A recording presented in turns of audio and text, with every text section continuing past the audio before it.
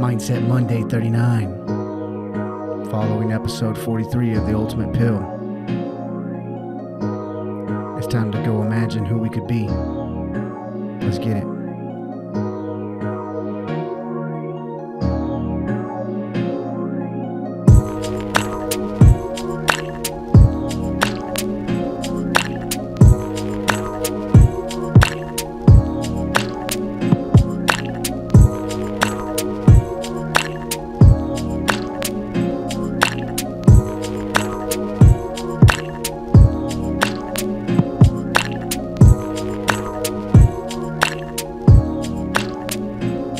You know what it is.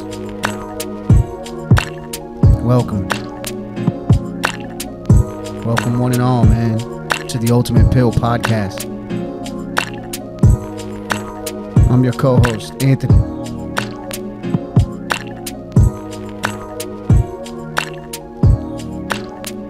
I co-host your weekly dosages of the Ultimate Pill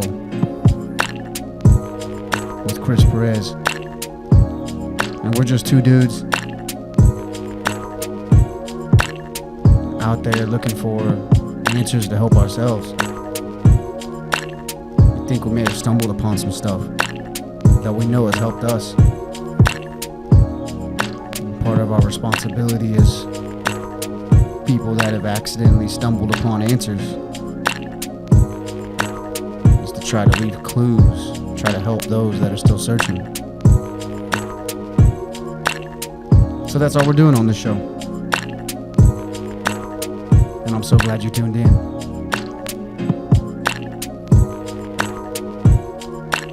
This is Mindset Monday 39. And you know what these are about, man. Trying to get our week started off right. A very, very quick review of what was covered in the last episode. Those drop on Thursdays. The actual Ultimate Pill episodes. Mindset Monday 39 is following up UPP 43, man, and that was a cool one. It was a cool one. In a lot of ways, it was the meeting. Hold on, before I keep going, bro, we just introed a beat for the first time by Kruma. Y'all gotta check him out, man. Spotify, Apple, he's on there. Rapper, producer, very talented kid. I know I'm a big fan. And he's making intro music for us now, dude, and it's perfect. Very, very talented. Very, like, you can't put him in a box, man. He can do this, or you can do some hardcore raps that you need to put on when you're lifting weights. Shout out Kruma. Appreciate you, bro. But as I was saying, man, episode 43 of the Ultimate Pill was really, really cool. It was a bridge in a lot of ways because, like we always try to do in the show, you got to understand, Chris is very practical, very down-to-earth in his application of ideas. He's a counselor. He helps people in a very practical way. And then there's me on the other end of the bridge. And I feel like all my life I've always had these big ideas, these imaginative ideas, concepts. I write stories, I make movies, I write books. But I felt like I've always struggled to find a way to bring them down to earth. They're way up in the clouds. And that's why the meeting of Chris, me and Chris meeting, was providential.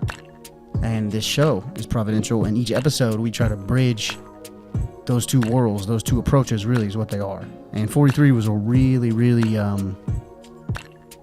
concrete example of that. And we were talking about how to imagine your mindset. And just in that title, like, you can kind of see the two worlds meeting. I'm the more imaginative, and Chris is the mindset part of that. And so he was super excited when he brought up that whole idea to me. And well, by halfway through the show, I realized why. And it was cool because he's got like this map for how to, well, really just what the title says, how to imagine your mindset. But there were some things that stuck out to me and I wanted to hit on and get us going in the right direction for our week.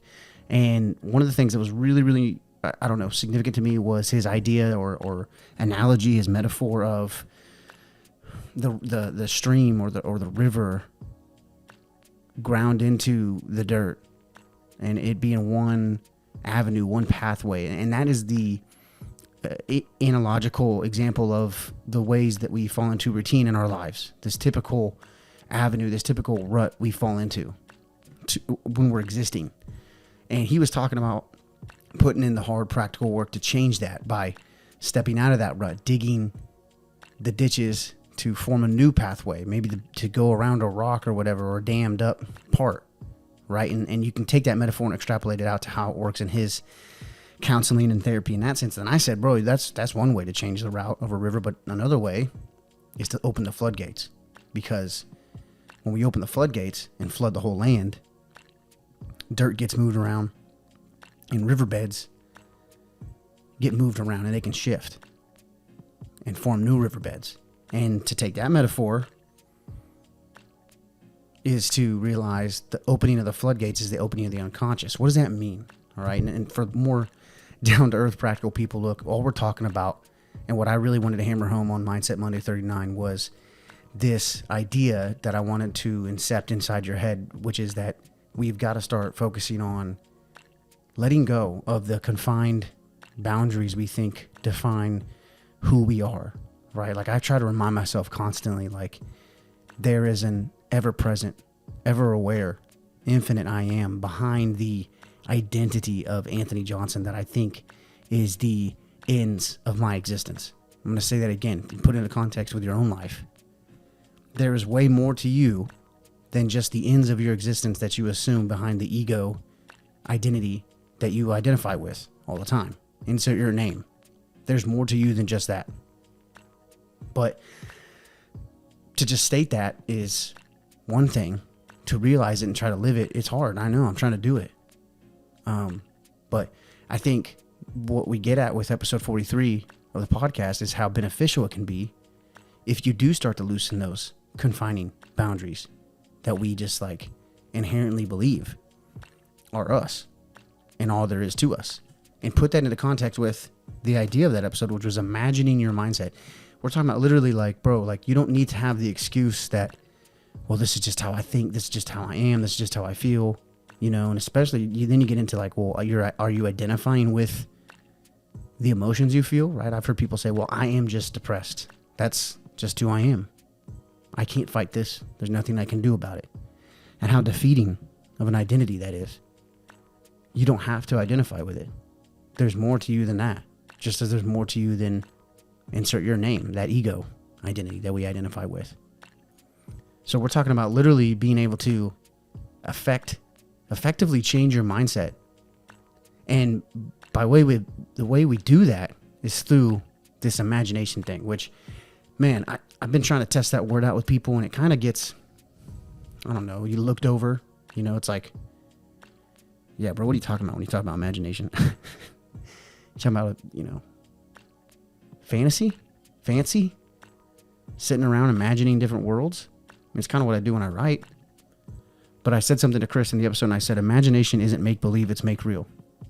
And I would be willing to argue that almost any great paradigm-shifting advancement in the whole history of humanity was a byproduct of imagining things that had never been seen before and that were brought into existence.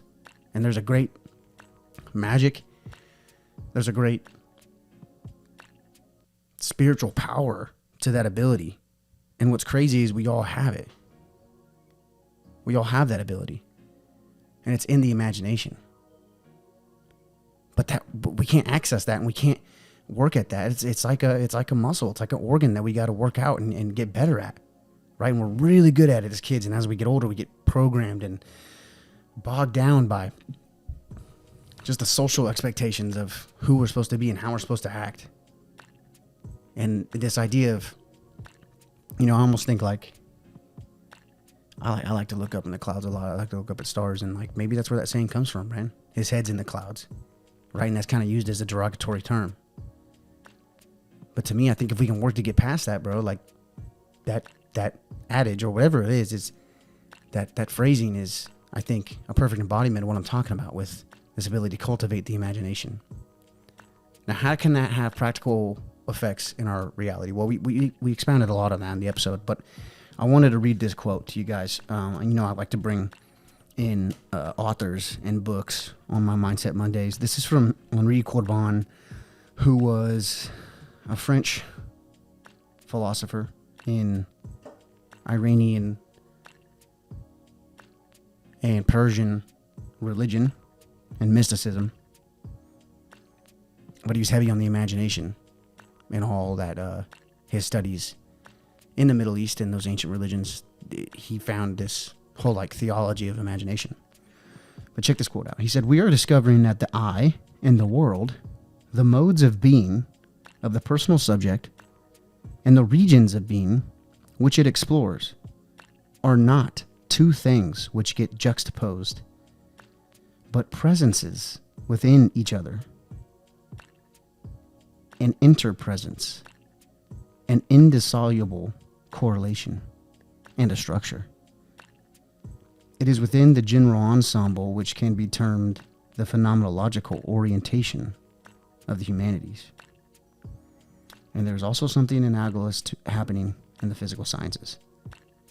We're discovering that the I and the world are not two things which get juxtaposed, but presences within each other, an interpresence, an indissoluble correlation, and a structure. The I in the world, man." And that's a great quote. I tried to touch on this a little bit, I think, about when I got into the mirror principle, but this is what I'm getting at with the encouragement and the necessity this week to start to work on breaking down some of those confining barriers that we've self-constructed around who we think we are and the limits of that. Is even the reason why I underlined that was because my explorations in the metaphysical idealism have shown me that even quantum mechanics is showing that this false dichotomy we have between the I and the world is really, really getting thin. Really getting thin. With non-locality and the experiment that won the Nobel Prize, I think a couple years ago, with the particles basically being dependent on observation, like their physical structure was dependent on what was observed. Think about that for a second. Physical matter took the form of what its observer chose to observe. That's crazy every time I say it, but that's what I'm getting at. But look, man, if we're constantly bogged down by the limits that we put on our beliefs, the limits we put on ourselves and who we think we are, the limits of our potential, the limits of our actualities and how much influence we have, we'll never experience that. And all this talk that I'm giving about imagination and the ability to imagine the mindset you want to have to create positive change in your life and who you are, it ain't gonna mean nothing to you. You won't understand it. And I get that. I get that that's just where you're at. But for those of you that you have this itch, you have this intuition that there is so much more out there, that there's so much more to you maybe. Something that Chris said that was really good was that we need to start focusing on the potential and not the actual. So much. Focus on the potential, not so much the actual. The potential is everything you could be. Like, have you stopped to imagine? Stop to imagine and envision, have a vision within of everything you could be, of everything your life could be in the next 5 years, 10 years? Have you? That's your potential. Stop focusing on the actualities of the limits that you think are your identity. And realize that there's so much more to you. That's all we're really trying to get at recently, Chris and I on this show, is that there's so much more than you can even begin to imagine. And if everybody was out there trying to imagine everything they could be, and then actively and humbly going out there and trying to make that imagined self, that imagined potential a reality, man, I couldn't imagine what would become of this world. But getting back to that metaphor about the riverbeds and the shifting of the riverbeds and landing under the floodgates, I just wanted to hammer home that, yeah, there's that practical way that Chris said, and I love that. And that's going to be the way for some people. And then another way for some people is opening up those floodgates to the subconscious. And there's plenty of exploration and work to be done in there too. And I think probably the biggest takeaway of opening those floodgates is realizing that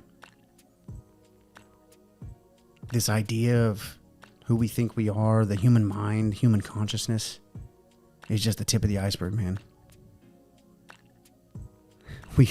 We are smack dab in the middle of a engaging mystery that's unraveling every day, every moment before our eyes, wrapped up in this epic, mythopoeic, familial saga that is stretching across eons.